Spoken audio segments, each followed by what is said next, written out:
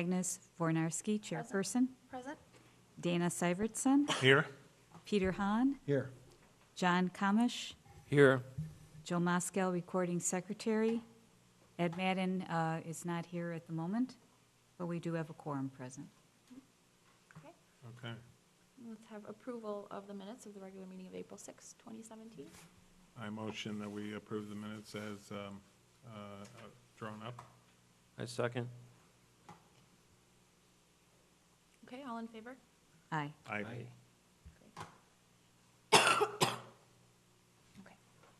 By the way, Ed Madden will be here shortly. Great. Okay, old business. Update on workday schedules for the spring and the summer. There's a lot of work to be done right now, out there, everywhere. It's looking beautiful, especially around the slough area. Just gorgeous. Things are coming up. So many native plants that have just been held back in the seed bed. The very first year when we removed the buckthorn, there was just 3 or 4 Michigan lilies. I see dozens and dozens coming up, and wild geraniums. It's just amazing. There's a lot of invasives. There's a lot of herbiciding to be done. Peter has been helping me on his off days. We're the only 2 with an herbicide license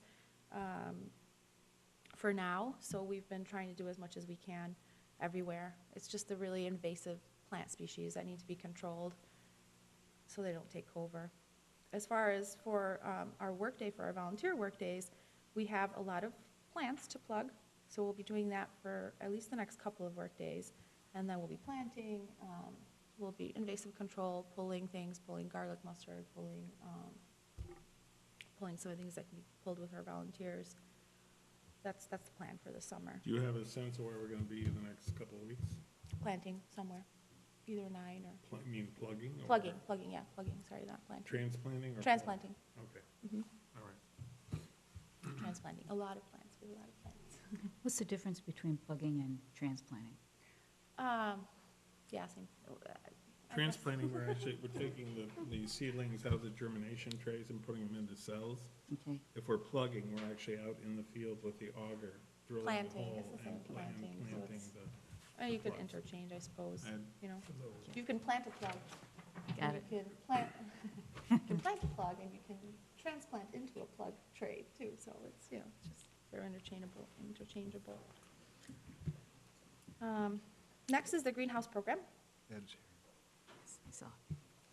So Monica Mueller from the Cook County Forest Preserves came out to look at our greenhouse program because they are considering having their own greenhouse program, and she wanted to see how it works and what we're doing, and if it would be something feasible for them. We are growing some plugs for the Poplar Creek Prairie Stewards and for Fermilab natural areas. A lot of those have come up. We have right now transplanted already into trays. We have 15,804 plants. So we have those in trays already. So If the it- greenhouse is full. Just to interject one thing, if you look Oh, on the there's a screen picture. there, we have a PowerPoint tonight because I couldn't print out all this stuff. So what you're looking at on the screen is the new, and most of you already know this, that's the new holding greenhouse. So it's roughly 20 feet long and 12 feet wide. And this is what it looks like inside. So there, like she said, Lot of there's close plants. to 16,000 seedlings in there at this point. Yeah, that was when it was still empty on the other side, but it's Okay, now full. That's a little more. Yeah, that's a little bit more. So this greenhouse isn't good for starting the seedlings because it won't maintain the temperature, but it's very good for that sort of period of 6 to 8 weeks where it's still, there's chance of frost, and it sort of keeps them all growing at a faster rate. So yeah, that's what we have there. What did Monica, what was her take on it all? Oh, she thought it was wonderful. She thought it was just great. She's going to take it back and run the numbers because she's not sure if she would have the manpower, the volunteer interest, and you know if it would be cost effective for them. They do have some things that they grow out through the Chicago Botanic Garden right now, but this is, I mean, this requires a sort of full-time watching, watering, planting, volunteers. So she just came out. It was really nice. We showed her the sites. She really, really liked everything that we were doing. So she Speaking of honestly- manpower, do we have enough manpower to do our own planting? I know we ran a little thin last year. We did run a little bit thin, but we have 2 interns this year. Okay, And we have more volunteers each time, so Yeah. I think we'll be fine. okay, good. Yeah, unless the auger breaks down again, but I think we're good for now.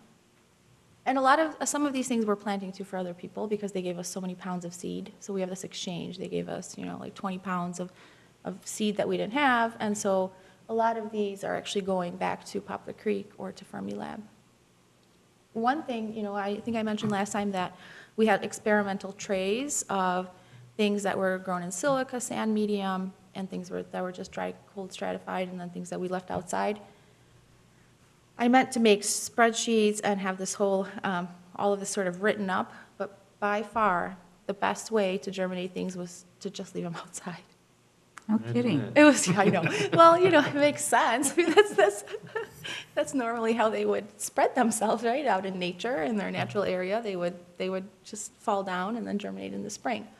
So I think next year what we're going to do is we're just going to put them all out into the trays, leave them overwintering, and then early February or early March, we'll just put it in the greenhouse to start them off so they're fast, so they're quicker. Because a lot of these prairie species right now, they're just coming up out of the ground. I mean, they're, if they're coming in from seed, they're just coming up right now. So if we want to get plugs and we want to get mature plants, then that's why the greenhouse speeds that up.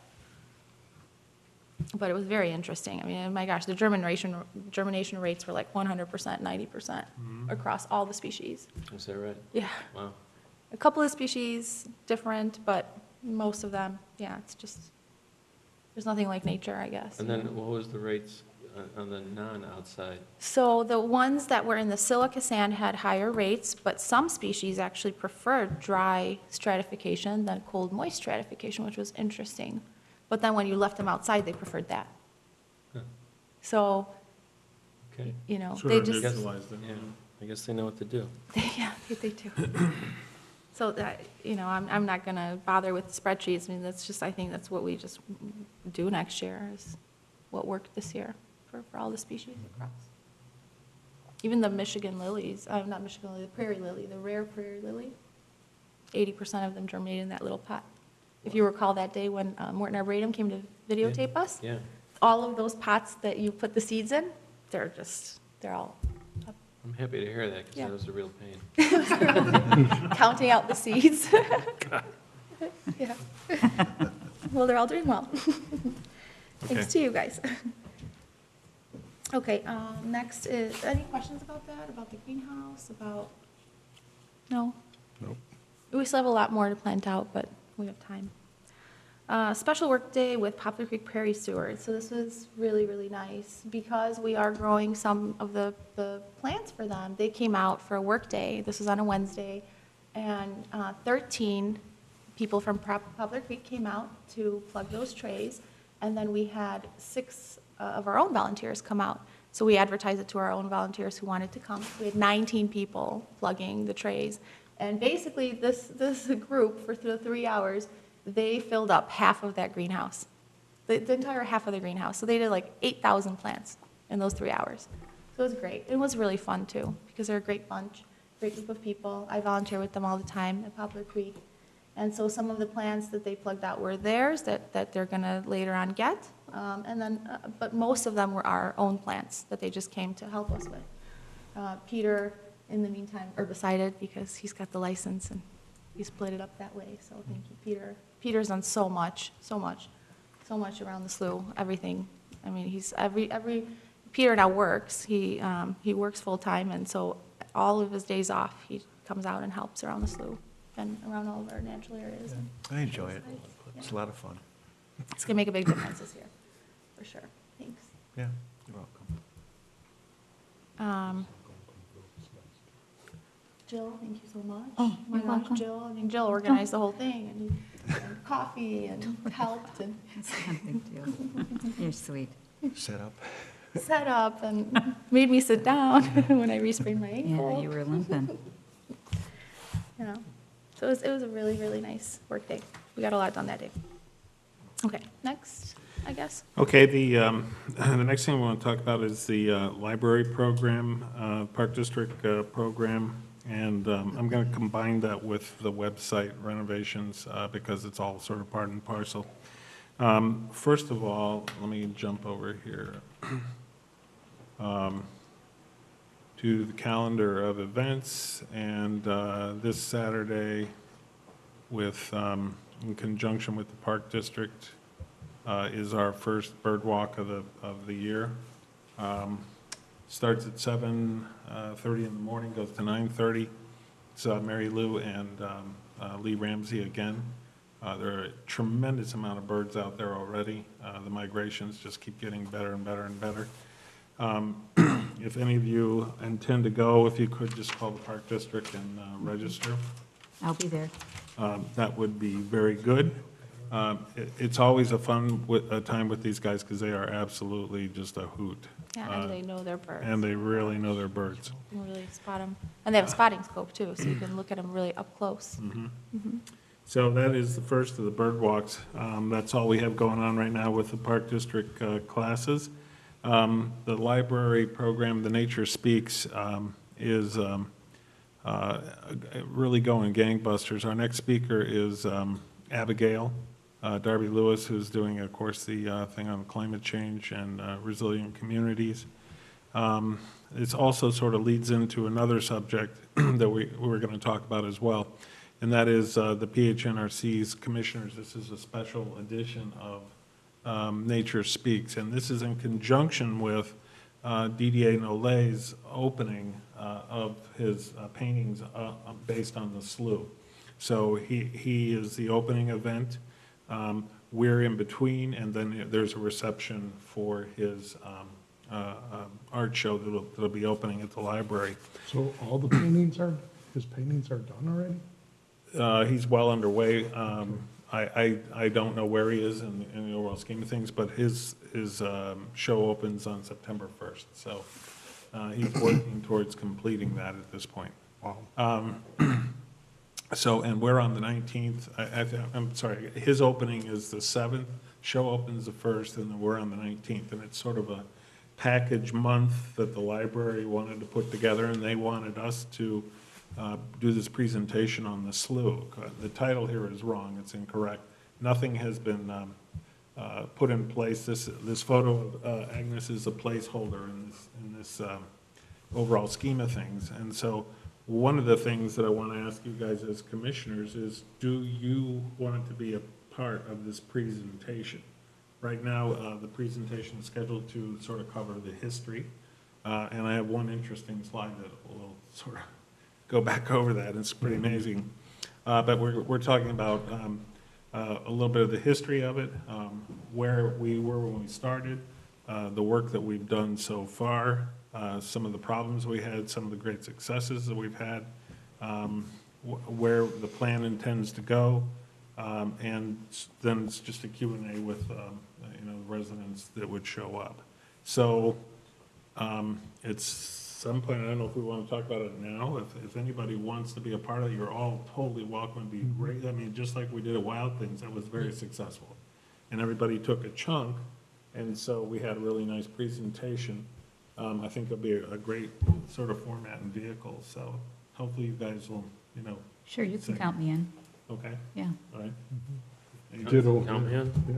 All right, so we'll, as we get, I've already started collecting material for this, and we have a lot of historical photographs and things.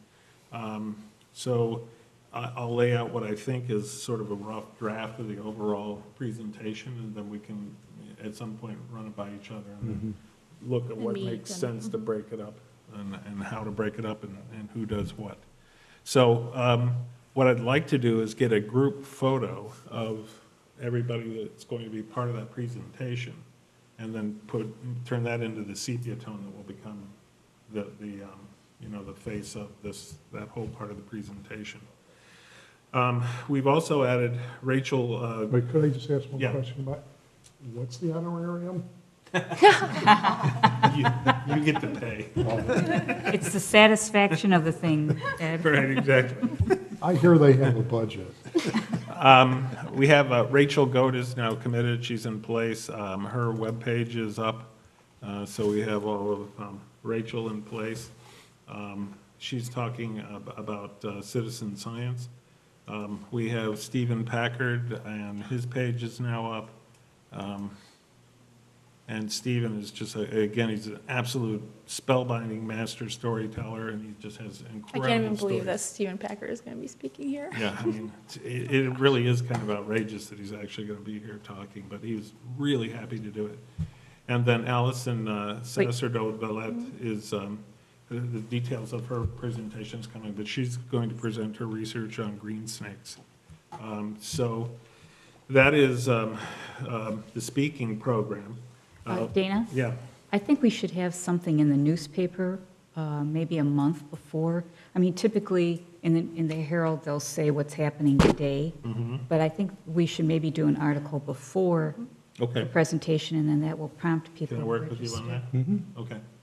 All right, I've got all the text and files and stuff, so I'll just send it to you. Okay, cool. Yeah, good idea.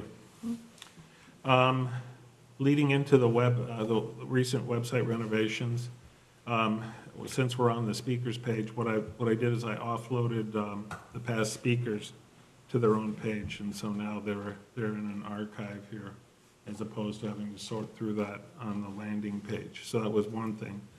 On the home page, the link to the video gallery, we now have installed in the video gallery. And why it's not coming in here, it has to do with the browser, I guess, and the internet. But basically, these are the three Morton Arboretum, the Prairie Restoration video, and the Prescribed Burn. I have no idea why the icons are not showing up in here. But this is all up and running. It's in place now. On the home page, we took off the link to the burn page. But I left the burn page in the background, so now when we're going to do a prescribed burn, we'll just activate that with a link and then put the information about that burn. So the infrastructure is there, and we'll just leave it there, and so whenever we need it, we'll bring it up. The presentations, we've added the Wild Things presentation that we gave. Oh, So the great. PowerPoint of that presentation is now available and up and running. What else? The publications is caught up with all of the archived of the Natural Resources Journal. So that's all up to date. The calendar is up to date. And on our projects page, I'm currently working on all of these for the individual projects, so. That's coming soon. Yeah, it's a lot of work. But once this is caught up, then we're really caught up, and then it's pretty easy to maintain. Dana, how come we don't see your signature on any of this? How come, you know? I like to just be a fly on the wall. Well, I work better in the background. it'd be best to give you the credit. Put because John's it's name on beautiful. it. Yeah. Put I'll John's John's. You know, one suggestion I'd like to make is possibly including maybe like an in the news page as well, with links to the various newspaper articles, and maybe even if they're PDF copies of them. That's a good Of way the to actual archive them articles as too. well. That's a great way to archive them. Yeah. Mm-hmm. Yeah. That's great. That's a great idea. So I can get a bunch of that together for you. Yeah, Oh, that'd be, great. that, Yeah. yeah, I like that idea a lot. Mm-hmm. Okay, Okay. new business, Agnes. Business, summer interns. Well, I guess You'll I'll start, yeah. because, yeah. All right, so we've hired both summer interns. The first intern, of course, everybody knew was our local kid who was a very good applicant last year. We chose Daniela, so fortunately for us, he was still available and still very much interested. He is actually going to be starting on Monday, and this is Jeremy Schultz. He lives literally 3 minutes away. And he will be working hand in glove with Agnes to try to catch him up to where the other intern, Aaron Phelan, is. That guy was just like off the charts, incredible. Again, the interviews were really good. We ended up using Skype. I think we had one live interview this year, and all the rest of them were Skype interviews because everybody was still in school. So that format worked out well. But this guy, Aaron, was just over and above and beyond anything and everything we'd seen. He worked all last summer for Tallgrass Prairie, right? Yeah, He has his herbicide applicator license. already. A lot of Already. plant ID, A lot of plant experience. ID, and And absolutely. he's just really interested in it Yeah. too. I mean, you can tell that the guy is really interested in botany. He heads up his school's garden, vegetable garden, sustainability vegetable garden. He's done research on composting and actually like publications about these things and Yeah, he experimented with different revolutionized. microbes He's a and. student at Lawrence University up in Yeah. Appleton. And he actually did research that changed the way they compost things. All their cafeteria food is from local source, so that's all they buy, and everything is organic, and they work with the farmers. But they have a sustainability program for all the food waste, and he's come up with ways to modify that using, Yeah, but he's different very interested in microorganisms. restoration, conservation, plant species, and one of the things he said during the interview was, one thing I haven't seen is the Michigan lily. that was the We have clincher. one. Yeah, that might have been the clincher. So, yeah, we have the Michigan lily here, so All right, we'll so see it when he she'll starts. tell you June 12th, about, he starts. those are the two interns. Aaron will be starting on June 12th, so Mm-hmm. there's some overlap, and he'll be going for longer into the summer. Mm-hmm. And then Agnes will tell you what she's planning on having them do. Right, so Aaron has his herbicide license, and then Jeremy doesn't. And there's a lot of herbicide to do right now. But we also have that program with the Cook County Forest Preserve to train them. And they spend several days training, and then they do the exam right away, because otherwise you have to sign up for the exam, you have to travel like 2 hours away to take the herbicide license. And so I'm not sure that it's feasible to have Jeremy rush and study on his own and then take the herbicide license rather than take the course with the Cook County Forest Preserves. I know that I can't afford the time to train him as much as the Forest Preserves can. I would rather maybe have him do other stuff while I'm herbiciding. Plus, there's a lot of plant ID that's required, so it really takes a little bit of training. I just don't, I mean, I guess we'll just wait maybe for the Cook County. I don't know how you guys feel about that. I mean, there's a lot to do, but we've already done a lot, and I just feel maybe it would be more beneficial for him to do the formal training with the Forest Preserves, and then just start with Aaron, and then they'll be on the same page as I far as agree. that. There's more benefit to that. He'll get Mhm. more out of it. Yeah. He gets a lot of other training, too. Yeah.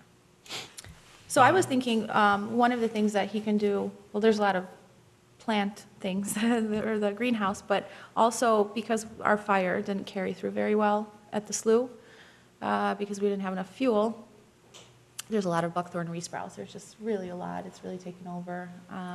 I thought the fire would carry better, but it didn't. So especially the larger areas, because now that we have thickets forming again, fire isn't going to get through there either. So you can take those down and herbicide them and just hand apply.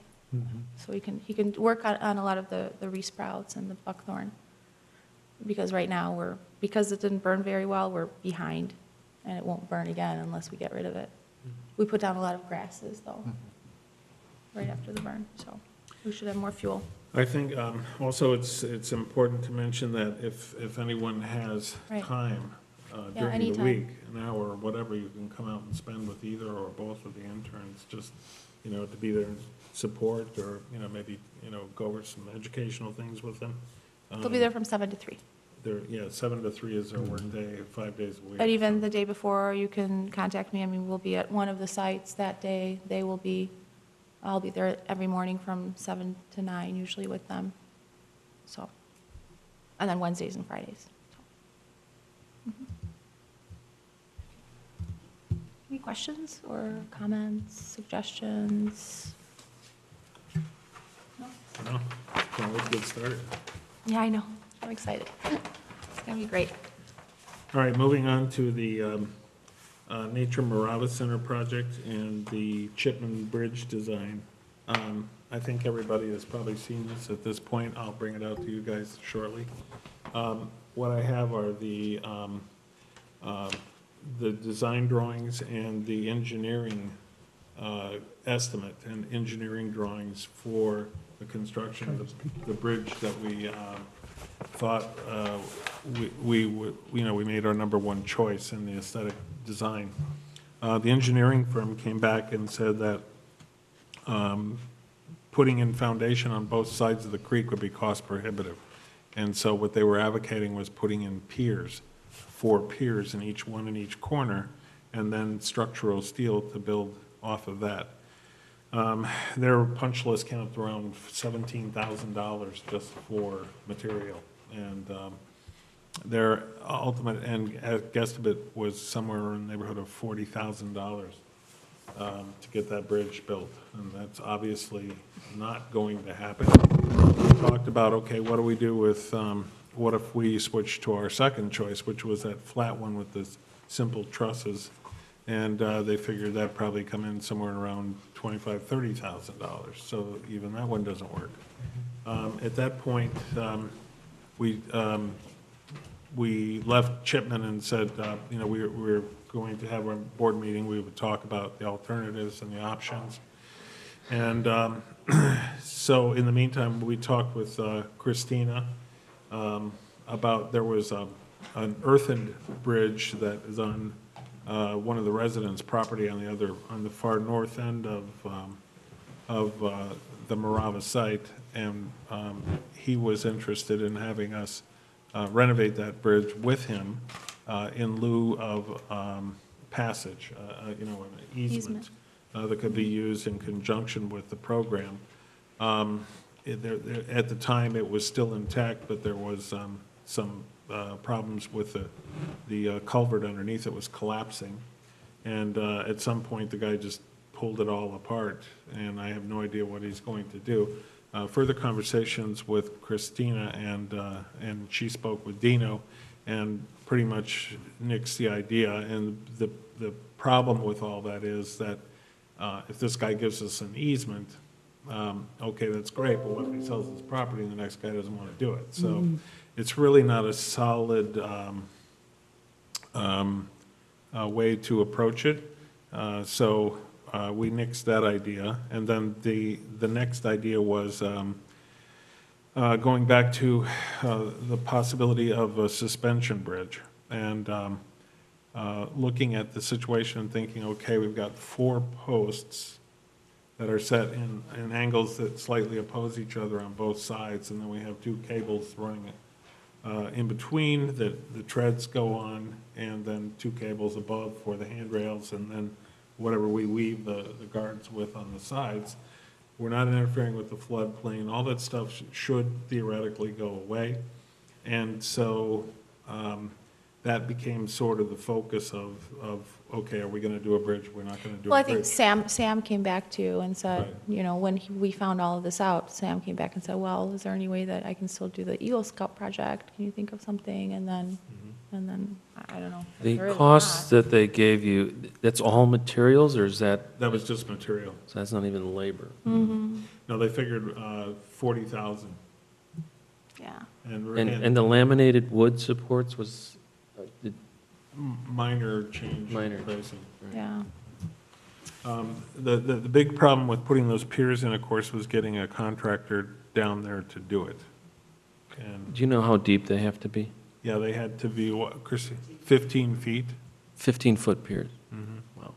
15 foot, and they had to be 16-inch sonotubes. So, quite a lot of work. So where we ended up with, Sam crafted a letter and went back to Chipman to say, we really appreciate everything you've done. Sorry for, we ended up here and we're not going to be able to do one of these projects with all your work. And then basically asked them if they would be willing to run the possibility of a suspension bridge back by the engineering firm, and then see if they would give us, any more input on it. That's what we're waiting to hear back on. So if that doesn't work out either, then Sam is looking at the possibility of rolling his scout project into just working on the interpretive signage. On the So- trails. On the trails. So that sort of how he would still be able to accomplish, you know, his project. It would shift the focus of it. It's not what he really wanted, but sometimes. Yeah. Do we know if if a suspension bridge is in fact cheaper than the other bridges? Well, the thing about the suspension bridge is, the cost of it, the way I see it, is getting 4 poles 15 feet in the ground, Right, okay? Once that's done, it could actually be built by the Scouts, right. because it's cables, it's U-bolts, and it's really very simple. So it is actually a project that the Scouts could, with, you know, our expertise of getting, you know, the cables run. After that part's done, then really it could honestly be a Scout project. So I think it's feasible that it could actually come in on budget. It just depends on what the cost of getting those 4 posts set would be. We need a former Eagle Scout contractor, cement contractor. We do. Keep your eyes open. So that's basically where we're at. We're waiting for Chipman to decide whether they want to go any further with their most generous efforts. And I suspect we'll hear on that shortly. Well, I'd hate to see that not come to fruition. Yeah. It's such a key part of the whole plan. Right. I don't know, maybe we can brainstorm on that and see if Yeah. there's some other solution out there. Disappointing, but Yeah. I think we can find another Yeah, solution. the other thing that I failed to mention was Chipman also sent me a link to a company that takes apart old bridges and restores them, and then they bring it out and put it in. Problem is, you still got the pier issue, and that pier issue is where The money. we're gonna get killed. So even that sort of doesn't make any sense. Is there a tall tree near the edge where you could put a swing rope? Well, Agnes had the idea of rolling a Hey. couple of giant boulders in there, so Stepping stones. I'm sure we'll come up with something creative. Yeah. Yeah. I mean, fundraising of that magnitude just would be pretty No. practical. Yeah, totally impractical. No, and it's just so much money. It's Yeah. just, it's silly Mhm. to spend it on that. Mhm. Yeah. Let's not give up on the idea just yet, though. Yes, agree. Yeah, no, it's still, everything is still on the table and still wide open, so there'll be further discussion, and Right. certainly everybody's input is totally welcome. Right. Moving on, we've already covered C here with Right. the presentation, so we're on to Agnes and the community, or I'm sorry, Kids. No. the community day. Oh, Community day. community Right. day. I'm not, I can't make it. June 3rd, it's a Saturday, June 3rd. Agnes is not going to be there because she works. I can only be there till 10:30. So I don't know if anybody else can pick up the slack there. Sure, I could be there. It's running 9 to 12, I think. Mhm, Yes. Yeah, I could do all 3 hours. Yeah. I'll be out of town that day, Okay. June All right. 3rd. All right, so if the worst case scenario, then I'll be there with you till 10:30. Sure. And then you would wrap Yeah. up. It must be a big day for community days, because I am working 2 of them that same day. It's a very busy time right Yeah. now. Yeah, there's a lot going on. I will be redoing our art board. I'll have plants out there. I mean, a few. Yeah, but if we have the information there and just at least one person, Mhm. you know, forgiving that, I mean, at least we're, Yeah, if anybody's got any great Getting ideas covered. about handouts and stuff, you know, chime in, send them over. so- I think the plants are the biggest sell, quite frankly. Yeah. Right. are seed packets an option? like Not we did anymore, for the no, school? no. Okay. The cool thing is about our last year's plants, the ones that we didn't get to plant out, I saved those all, and I put them into sort of a warmer area by the house, and most of them survived. So we have second-year plants this year that we can Wow. give. Yeah, really nice. Leatris, Monarda, just a whole bunch of, we have probably like 500 second-year plants. And we can give those out, and they'll bloom this year. I mean, just a few, not all 500, but. Well, maybe some of our other volunteers could step up and man the tent as well. I have a conflict Yeah, as well. that's We all might right. be able to get one of the interns to come too. Or an intern. Oh, yeah, right. Oh, So that'd that's be a good. possibility. Have a young Sure. representation. Yeah, Okay. All right, so. go Then ahead. next is the workdays. So You got a as picture up there. you know, there's two events where kids are going to come and plant plants. One is the Prospect Heights Kids Care.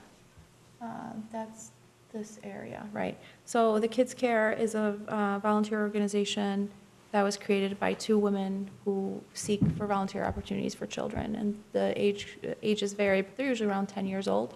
And they've had one event before for, I believe, the fire department and the Lions Club. They had, I think, a breakfast for them, and they made it all for.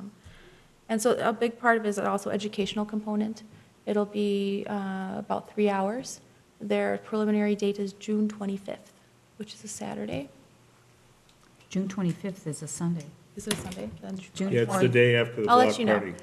It's the day after the black party. Oh, When's the okay. black party The again? 24th. So it's the 25th, which is a Sunday. Sorry. So yes, Sunday. Then it's a Sunday. It's the day after the black party. That's right. And so I was thinking one area that we already have been working on but haven't worked on, and it's sort of showy and it's something you can go back to, is the area right by the creek there. And so last year, we planted all those plugs in the shoreline, which most of them are doing very well. And then in the fall, Peter and I herbicided that whole stretch of turf grass, planning to plug it this spring. And so that's just a really nice open area, and we would be doing shorter things, short plants, like prairie dropseed, coreopsis, butterfly weed, so milkweeds in that area, the beautiful orange milkweed, and they could work that area. So Sounds a good. few thousand plants. Then the other one is MacArthur. After we gave the talk to the sixth graders, they wanted to come out and volunteer, and they have service hours that they do. And so the teacher emailed me and asked me if there's something that they could do. And so one of the other areas that we were considering on working on to stabilize the shoreline is right there by the slough. It's the only area that really hasn't been stabilized by native plants. We were planning on planting short rushes there because there's some issue about viewing and being able to see the slough from some of the neighbors. So we're growing those right now. We have thousands growing, and they're only coming for an hour. So all of the holes will be already made. And I was thinking, I would also love it to be a little bit educational. They're only coming for an hour, but they also need to get their work in. So the bus could drop them off right there, and everything would be ready for them. And there would be just a few minutes to explain, and then they would plant some plants, probably not a lot. We'll finish up after them. That's fine. And then my thought was to have them have a walk around the slough back to Isaac Walton where the bus would pick them up. That way they have a little 10-minute walk through the natural area, and I could explain things, and they could be out in nature and really see, all the birds and all the wonderful things That's a and great plants. Yeah. I'd make it a little fun and interesting for a sixth grader. Right, I don't think, and just an hour planting plants isn't that, they get dropped off, they plant plants, they leave, I don't know. This way they sort of enjoy it, and they can walk the path. And, There's a good chance they'll see some interesting wildlife on that little 10-minute walk also. yes, and even in that area, there's, at that time, in that season, there's green frogs that are jumping all over the place. There's a lot of stuff going on, so. And then they're going to be part of that shoreline stabilization, and that's also something that they can come back to and say, hey, we planted that. Look how beautiful it is right now. So we herbicided it, so it's going to be ready by then. And we did reach out to Courtney before we did it, so, to let her know if we're doing that. One of the neighbors, yeah. Any questions? Any comments, suggestions, something to do something differently, to add something? Sounds perfect to me. No, sounds good. Okay. Next, the block party. I have nothing about them, we're going. I mean, obviously, we'll probably do the plant giveaway again, right? It was very nice That last would be year. awesome. Do we Very still have the same successful. plants to use, that we Yes, we could- group them in the same grouping, so we could use We the could give out same more. info sheet? Yes, the same info sheet. We should probably, certain species I was thinking that we should do in threes so that they can, because the one species we gave out can't self-pollinate and unless, so, we should choose plants that can All then right, spread. we have to redo it. I can't remember, did the handout show the progression of the plant, like how long it takes to maturity and stuff like that? No, but when there are plugs like that, they usually, well, no, I mean, I don't think it did, that it takes them, most of them bloom the next year, Right. right? It gave them I mean, it's kind of disappointing if they put a plant in the ground. And then it Like, doesn't right. bloom that year. Um, Well, one of them was Because I did a lot of that around my house, and I was like, all right, but now this year, It's beautiful. it's great. you Yeah, know, I know, I know. We always put the black-eyed Susans in there. They always bloom the first year, so, you know. No, Right, but we'll maybe just explain it to we 'em. should, that's a good idea. We should definitely put that into the flyer so that people know not to expect them to bloom that year. What time is the block party? Is that all day? 3 to 10. Is that one, the cheese truck coming again? That was right across That from was us. awesome, man. It was a really nice event. That was a great block party. That was. We had so many people come to our booth. It was really great. Thanks, Ed. Ed was The Barker. the Barker. Step right up. Looking forward to it. Okay, so moving on, I want to talk a little bit. Oh, by the way, though, I mean, who's going to be there? Who can I'll make be it? there. I'll be I there. think You'll be everybody there? will be there. Everybody will be there? I have a conflict, but I'll Oh. try and work something out. Okay, plenty of time to He'll try to make work the out food for conflicts. Not really, but Yeah, I'll be there to help, definitely. with At the least setup. some of the time, like last time we Yeah. did that too. You know, somebody came for a couple hours, another person was able to stay longer or shorter, so we'll figure it out, but save the date. Sorry. what time does the beer tent go? I threw this photo in here because I could, so. Because you could.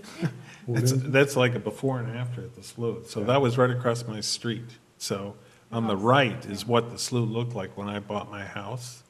And that little pocket of opening where you actually see what's beyond it took me a month and a half of working every single night for 4 hours a night Wow. to get that cleared out to that level. And then I had to have Tim come in and do a little bit of chainsawing as well, even though he wasn't supposed to. But that literally took a month and a half, and that was what everything looked like The all whole the thing way looked like around. all around. Right. So even Right. though there's resprouts and it doesn't look perfect right now, it's way better than that. It's, I did find a video that I took, which I'm going to parlay into another video and put on the website. It'll be part of the presentation about the slough. I actually scanned the whole thing with the video, and it is just unbelievable to think back where we started. It's just 30 foot of thicket. You Really couldn't even incredible. crawl in there on your hands and knees. Yeah. So, what I want to talk about is resident intrusion into our projects. This is the ComEd seeded prairie. This is the area immediately behind Lynn's house. This is where we put a tremendous amount of effort into last year. Thousands of plants. Thousands of plants were plugged there.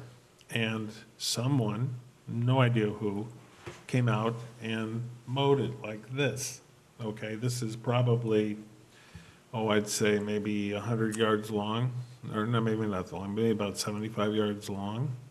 And just randomly cut this sort of O shape through what was planted. Now, the good news is the plugs are all still intact, and the plugs are, Not all of them. not all of them, but a good portion of them survived it. But, I mean, it's like, wow, really? That was a huge setback there. Here's another couple of views of it, so you Thank can goodness we see. planted seed there too, so. It really took a hit. You see little seedlings coming in. We have, the guy on the corner here keeps extending his yard, which basically ends at those trees.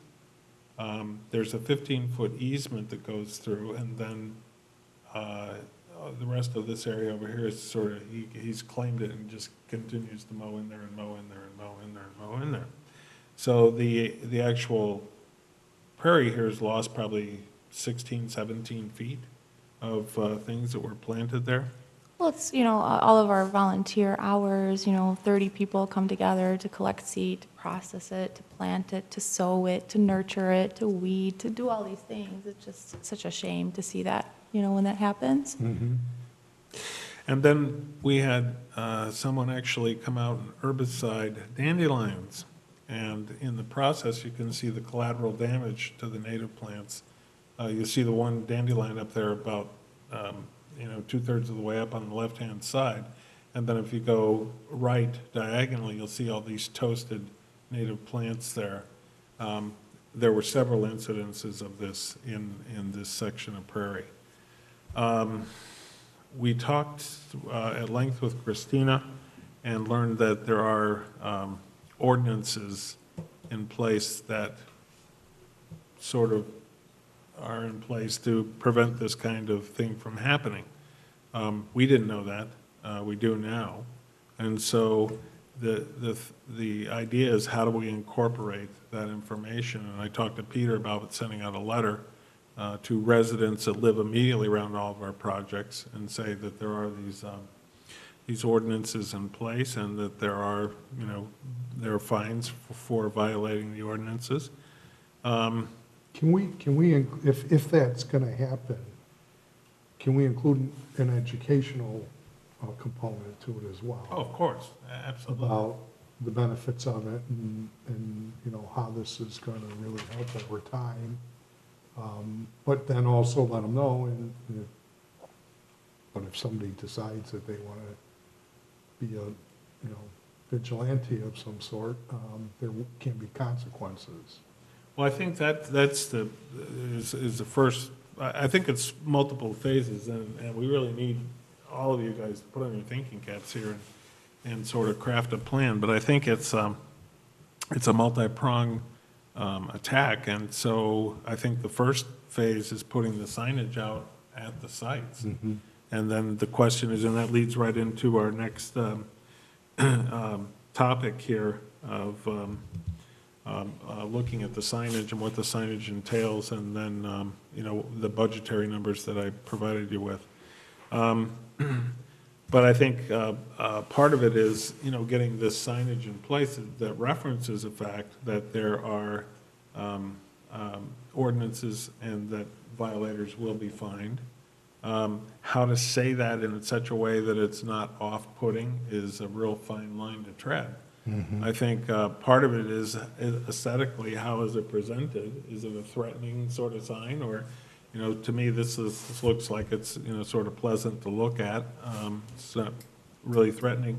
But the message that's conveyed, I think, this was one that I think Christina and Agnes came back and modified. Please. Christina had some ideas, and then Yeah, Christina I had added, some and then very- you edited somehow and created.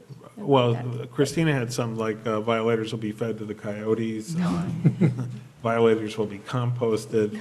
I was joking. but- Great things with humor, but, it loses sight of the fact that there are But also some ordinances really good in ideas place. about Yeah. not disturbing and not. And so I think that's ultimately one of the questions that we need to figure out, is how do we want to go about presenting this information, and what do we actually want to put on there? One of the other suggestions I had was, Christina's going to be sending me these ordinances that are in place, is to put a QR code on there so someone with a smartphone could scan it and look at the ordinance right there on their phone while they're out there, so they could see what they're going to do and what they can't do. And I liked that idea because, it sort of puts it right in your hands right there in front of you. So a small QR code could go there in the right-hand corner, and you just scan it with your cell phone, and it's going to I don't know that take people would do that, though. maybe not, but at least it's Well, I there. mean, the good thing about that, though, is it puts it on the sign. Oh, So that's true. without having to write out the whole thing, which we don't have room on a sign to do. Right. It does give a reference to it, and I think some kind of reference to the actual ordinance is important, whether you put it in a ordinance number, blah, blah, blah, or a code, or both. Well, you have the ordinance is very clearly spelled out in the document, right? And they have a heading, and they have the ordinance number, and it's got what. There's 40 total, and probably 6 or 7 of them would directly affect this type of thing. Okay, So it's sort of difficult. yeah, that's a So lot. QR code would be a good option, Right. Could Maybe you- we For more whittle info. that down to just those 6 or 7. yeah. The intention was to put this on our website, and create another page here for these are ordinances that apply to our things. And so the QR code would, first of all, not just take you to that, but it would take you to our website Yeah. page. So the secondary sort of function of that is now they're on our website Yeah. as well. Could you add educational information there too, not just the ordinances? Sure, So I that could build it all that into QR the- code Yeah, then- QR code will, then Yeah. takes them also to more than just, Is it listed on a city website, the ordinance, Yeah. Park District? But we could have a link to that from ours for, from, you know, for more information or to, you know, Right. see the actual ordinance.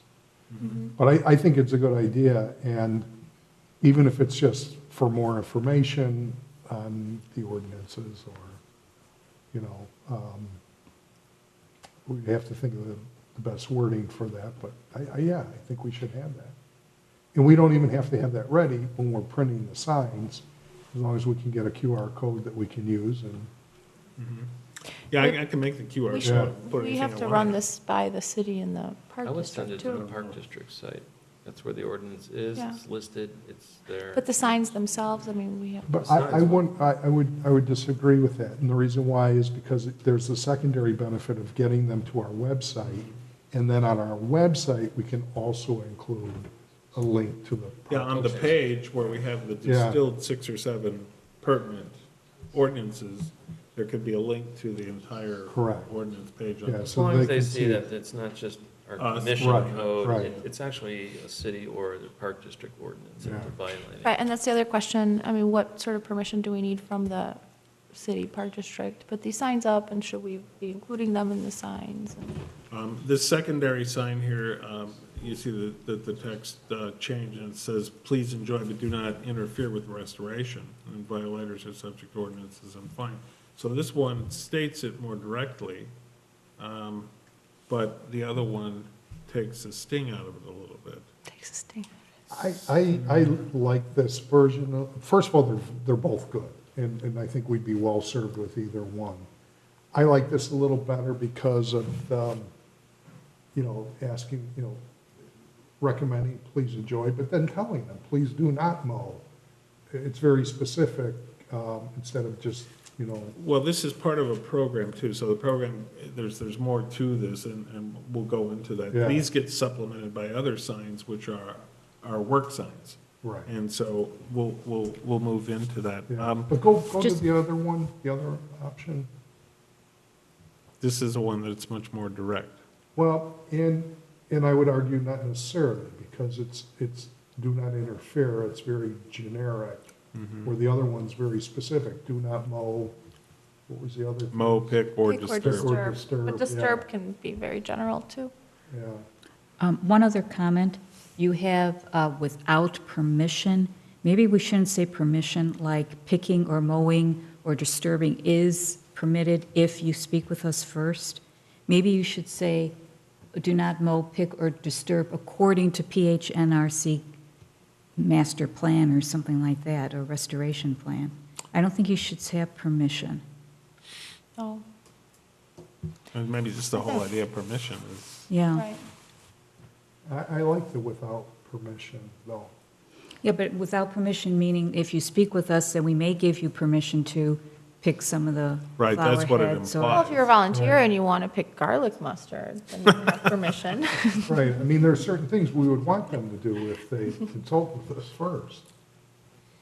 And I would I also. mean, because we are mowing and we are herbiciding and we are picking, but we're Right. picking the things that need to be picked or mowed or herbicided, not the Right. things that don't, or the Strategically things done. that are detrimental to the restoration yeah, but I or that think don't you're, make any sense. you're trying to blur the things that happen in a normal workday into what you just don't want the public to do because they do. They feel like they're entitled to do that. I mean, I like this version. Again, both are good, but I like exactly how it's stated. I would leave I mean, my opinion would be to leave out the without permission line, and then maybe down in the last line where it says interested in volunteering, maybe adding interested in learning more or volunteering, I like that. blah, blah, blah, blah, blah. Then they can learn about your garlic mustard. Question for Peter and Christina. Whenever we get this to a final version, would we have to have this approved by either the Park District or the city? Depending on whose property it's on, yes. Yeah, okay. So what would, These would, in essence, be city signs or park district signs, Mhm. so you'd have to, final approval would have to be through the city or through the park. Right. the other thing we did is we made these generic and sort of endemic to us, rather than, because you get into the whole issue of, all right, do we put the city logo on there, do we put the Park District logo on there, pretty soon we have 3 logos on there. I mean, that's fine if that's what we have to do. Or do we just have the city one on the city property, Park District on the Park District property? We need input from you guys in terms of what you think it needs to. Schedule a time to meet next week. and Yeah. sort of Put it together. Yeah, And I know you want this out immediately, but if we could just sort of get together. Yeah. and put Sure. Recommendations together. yeah. And then we can go back. Right, and then for this, for any Okay. city property, we can do that with, I think because it's mostly Park District. right, yeah, almost It's everything is almost Park everything, District. yeah. There's just a The slew is. the Like small a little chunk of the tiny, slew tiny is, portion, I'll put enough signs at one point. right. yeah, I think what would be in, there would be probably, like one sign. there'd be one of these type of signs and 2 trail markers that would be city. Everything else is Park District. So, and then just to move on real quick, these were what we were suggesting for the trail markers. In the other signs that we were just looking at, those are aluminum signs, they're permanent signs, they're not like our plastic workday signs. So these are Kind of like the restoration in progress signs. restoration in progress, no motor vehicles, they're the exact same sign, same quality of sign that we have over at the Prairie right now. And they mount to a post that's driven into the ground. Okay, so in the case of the slough, it would say Slough Trail. At the Prairie, it would say Prairie Trail. And in Marava, we talked about this, that, And these are just mounted at the top of a wooden no, it's a beam, or- steel post that gets driven in the ground and it bolts to the steel post. And how tall is it? It's like 3 foot tall when it's fully in place. And then this surrounds it? No, this bolts right to the face of it. Oh, I see, okay. It looks just like this. So here's the thing, right? Here's the post. So this just has the logo, it says trail. Okay. The post is round? No, the post is just it's one of those prefabricated steel posts, just like we use at the. Okay, and how big are these then? These signs measure 5 inches wide and 8 inches high. So it's just as minimal as possible. They could to just say delineate the trail trail. instead of specifying a trail. They could have Park District logo on there instead of ours, whatever the case may be. We want some way to identify the trail where it starts and that, that you're still on the trail. Ultimately, this will get tied into the GPS map of all the sites, so the trail markers will be keyed to the maps that will be on our website. So it's all part of a bigger program. I would recommend our website on there too, just Okay. almost for more information, just in small print. Just even the, Yeah, for more Address link. information, or just even the link? thrc.com. Yeah. I don't know.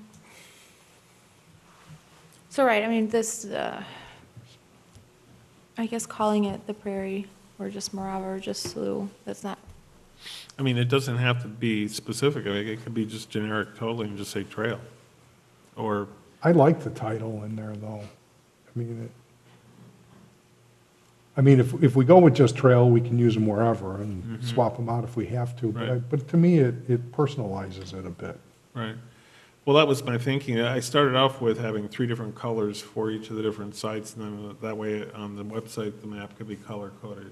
But at the end of the day, it just, it didn't look good. And these are actually all the same color. Yeah, Why that PDF in the middle is that color, I don't know.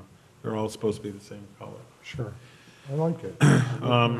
And it's a really inexpensive solution too, as you'll see in your quote there. We're also proposing to get, all right, and so this is where we supplement those signs that are the permanent signs These are These are like the plastic ones that we yeah, have, plastic ones that stick in the ground. So that we use in during the our areas where workdays. we have problems with people mowing, we would supplement with these and put these in place. So we I think have that's that, do not mow, restoration in progress. Just like the signs we have right now for when we herbicide or when we burn. We need more herbicide signs and we need more burning signs. So that's part of this quotation. Now, roughly, in terms of the individual sites, the project sign is the bigger sign, of course, and then the trail marker is the trail marker. This is just what I threw out there, in just proposing something to start off with. So whether we need, and again, it's more discussion, do we need more signs or do we need less signs? For instance, here at the restoration, the ComEd Prairie, we have one of the big signs at the lead edge here on Elmhurst, over here on Sherwood, another one at Sherwood, and then one at that back exit. And then the trail markers would be, in this case, just 4 on the trail. All right, so at the slough, basically 4 of the big signs, 1 in each east, west, north, and south. And then I think have 1, 2, 3, 4, 5, 6 trail markers in this situation. Are those the signs that say do not interfere or do not?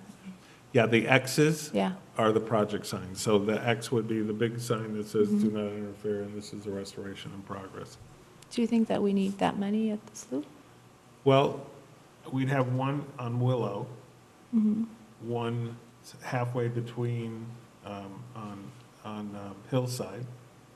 We have 1 on the corner by the Isaac Walton sign, and then 1 at the, I thought over at the Moravis, at the Isaac Walton deck. I'm just not sure there's that much, Yeah, it's not the same level of activity, but Right. remember, the other function in here is to try to get people to volunteer as well. And awareness, yeah. So it sort of replaces that, which we only have 1 of those signs left now, where we actually ask people to volunteer. So it's a dual function. Right. And then the link to the educational. Well, not only just that, just the branding, the visibility of the commission. And then at the projects. Morava Center, I figured 1 at each end and 1 in the middle, up there as you walk up that one hill. Yeah. And then just 4 trail markers on each of the upland and the lowland. All right, so that's basically what I had in mind there. We The need only thing input. that comes up for me on this is getting more than 1 bid. Like, are we able to check with somebody else instead of Yeah, we just- can certainly, if we have to get more bids, but I've been working with these guys, I work with them professionally in Yeah. my other business, and the pricing on these signs are just like ridiculous. The $17 a piece for the big, the workday signs, so that would be the no-mow, the herbicide. You'd be really hard pressed to get them for less than $17 a piece. So, you've worked with them before? Yeah. Okay. Yeah, I work with them on a regular All right. basis, so. And that's where we got our previous Well, as signs, too. long as we have some perspective in which to judge it, then I would defer to your expertise on it, but Well, if somebody We're wants to just getting see a other quote. quotes, I'll, be Yeah. totally happy to go out there and get it. The way this broke down we have 2 estimates here, and then we have, here's the green post right here on here. Mhm, Okay. yeah. All right, so the way this broke down was on the Coroplast signs, which would be the no-mow, the herbicide, and the burn sign. There's 20 signs at $374. The aluminum signs, the bigger ones that are the project signs, I believe there are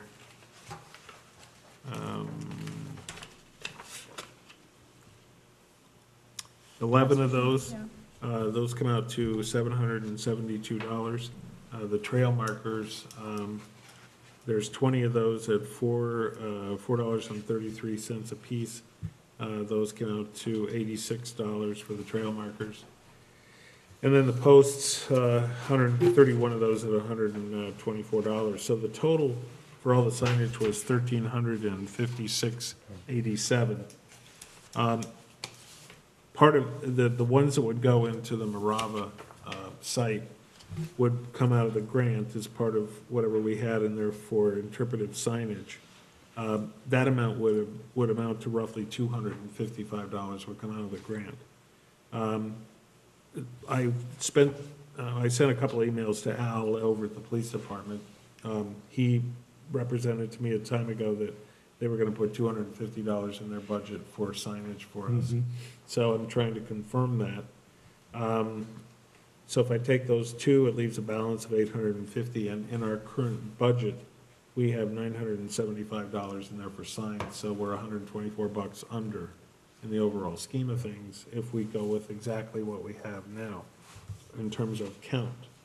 So if we decide to vary how many of those we want to put out there, I don't think changing the content of that sign is going to make any difference because they're digital. It doesn't matter. So you can change colors, you can vary the amount of text. It has no influence on the price. I'm actually okay with it.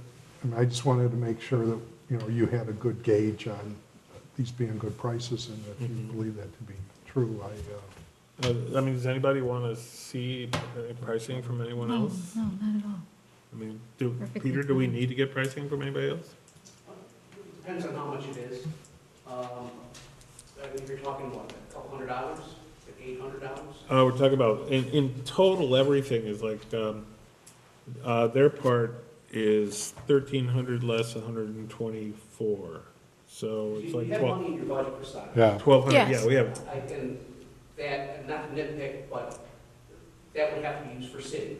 right, City signs. for city So, signs. I mean, if you're $17 a sign, I doubt you're gonna get anything less than that.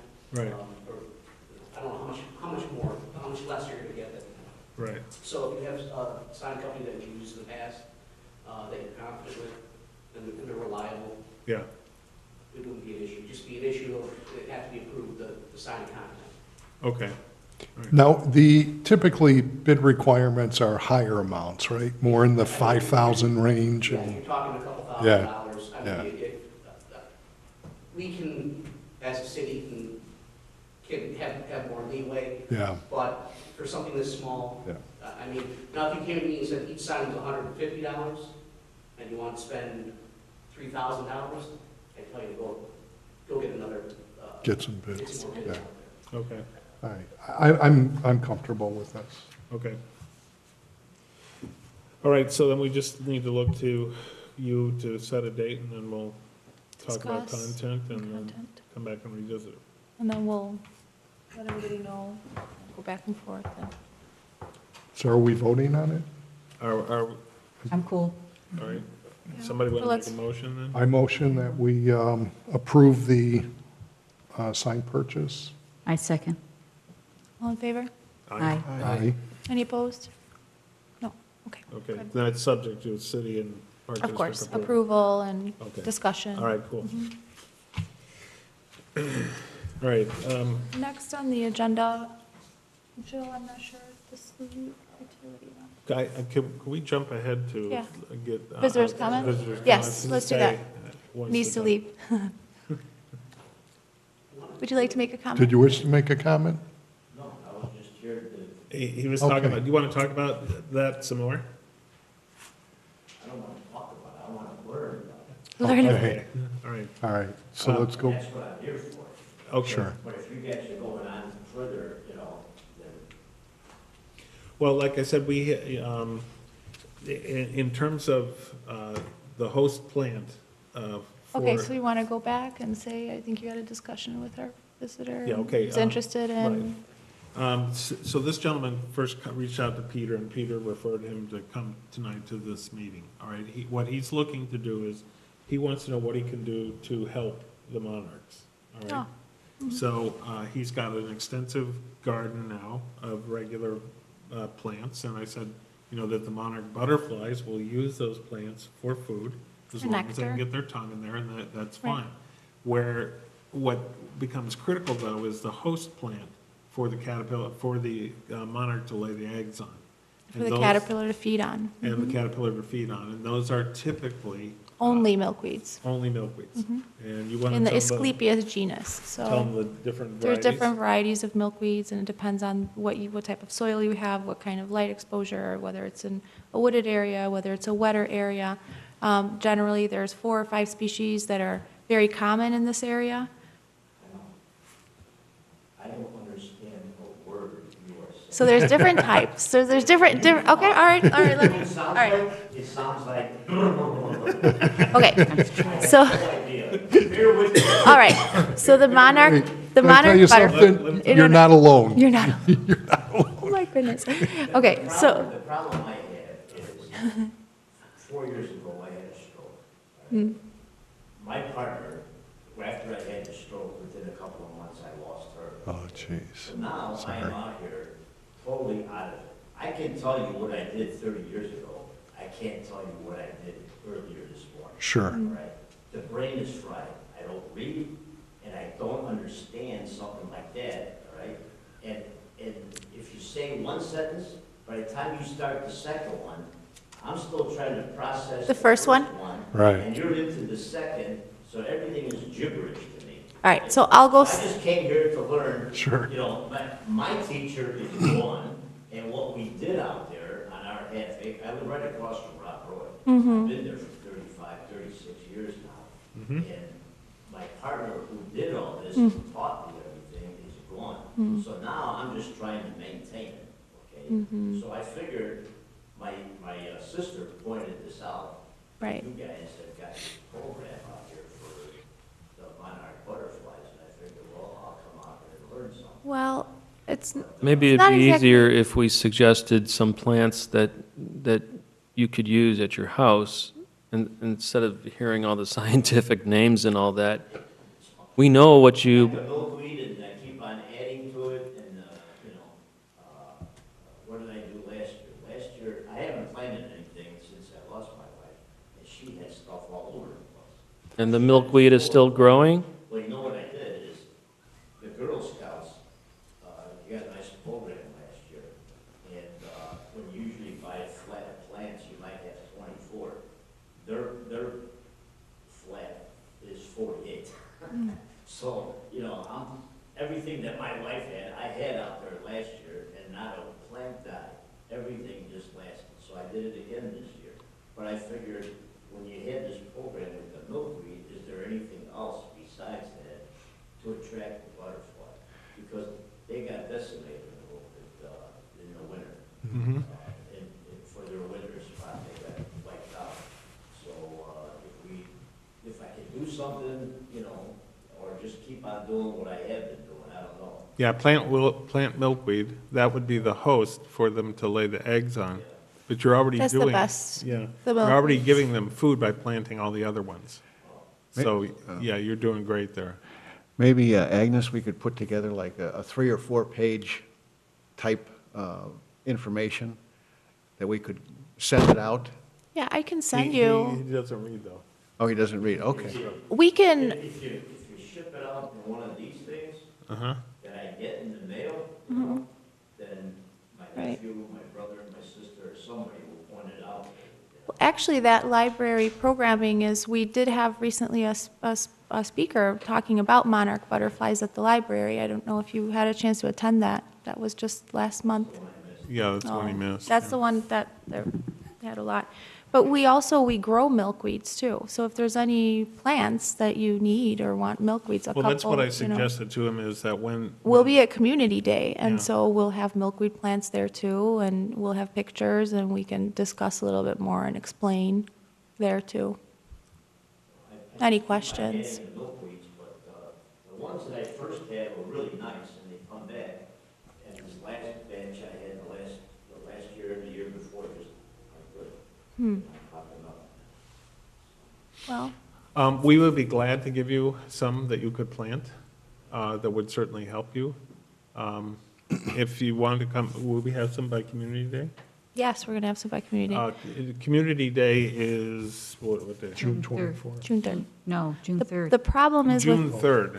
one of the problems with milkweeds is that if you only have one plant, it can't spread by itself. So once you dwindle down to a really small, like you only have one or two plants, then they can't really spread. Maybe that's what's going on with your milkweeds, I don't know. The ones that I've had out there for years are only 3 plants and they come back. Okay. And 2 years ago, I planted from seed, in a nice area all over, and I don't see them coming up. It could take a couple of years, right? It could take a couple of years for them to come up, and then it depends also what other things you have in there growing around them. But it does take from seed, it takes 2 to 5 years. Nothing but weeds. Aha. The area was cleaned down for nothing but the plants. Yeah. Right.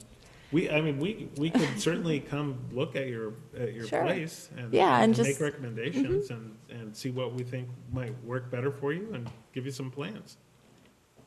Yeah. Come on over. Okay. What is your name, sir? Kostecki. Kostecki. Okay. And what's a good time to come, and if you want to give us your address? 410 East. I've been retired for the last 9 years. 410 East, Camp, Camp McDonald. Camp McDonald.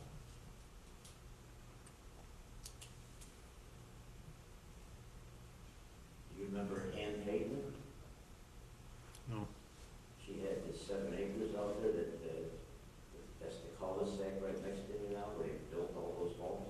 Oh, yeah. Her property there, Oh, Okay. 7 acres, 8 acres, something like Yeah. that. Hmm. That they built on it now, You think we could run by there on Sunday? just east of, Sure. maybe phone number? Wheeling? just east You of know, Phone Sunday, number? Yeah. Sunday is Mother's Day. the house that sits on the corner out there, that's old man McDonald's property. there. Yeah. Mm. Yeah. Hmm. And then Ann Yeah. Payton, that was there for years, it was her husband that planted a lot of those evergreens Hmm. around there and stuff like that. That was my neighbor, until she passed and they subdivided there, so, she had that 5 acre apple orchard out there. Picture her at 90 years old firing up a John Deere tractor. That's as old as her. And then put the attachment on and cutting it back 5 by herself at 90. Wow. And so when I moved there, she was like 70-some years old. Right. And I was working evenings, so I'm there during the day, and I see her up on the roof. 79 years old, and Right. she's on her roof. So, Well, we can call you or set up, Would you like me to get his phone number? sure. Yeah, could you That'd get be his great. phone number? Then Yeah, we'll thank give you a you. call, and we'll come, we'd be glad to come out and take a look.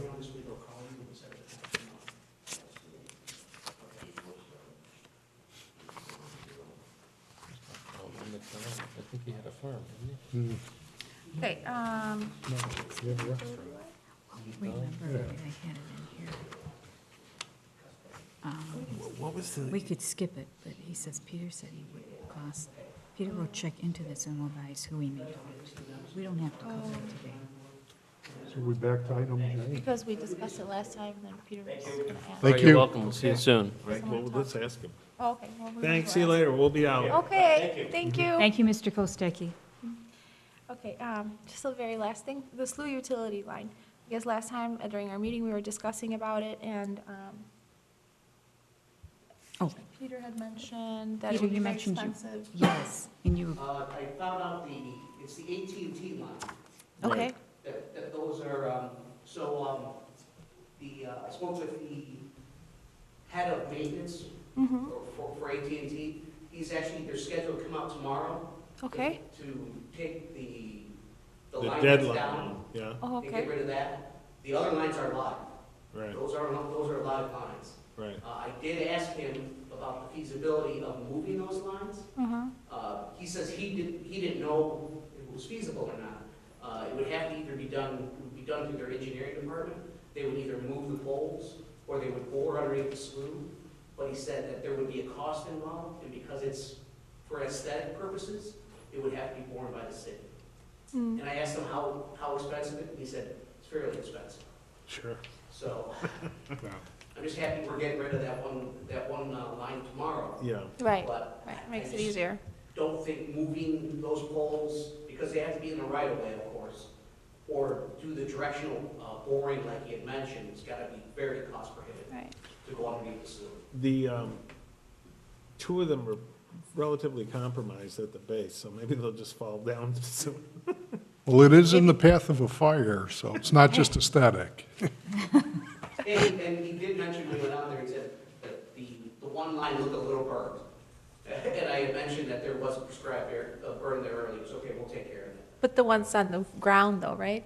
Yes. Yeah, not the ones that were dead. So they're going out there tomorrow to look at it, so Okay. if there's any structural issues, they'll be on site to see Right. that. Okay. But Yeah. if they're intact, I don't think they're gonna move. Maybe they can be replaced with telephone poles that can act as osprey poles too. Yeah, there you go. Yeah, good luck on that. They went up Thought- another 40 feet. They're cheap. No, they're not. Okay, is that it? Yeah. Anybody else? Any comments, suggestions? You guys have anything for us? No, we're good? I would like to motion that we adjourn. I'll second it. Okay, all in favor? Aye. Aye. Okay.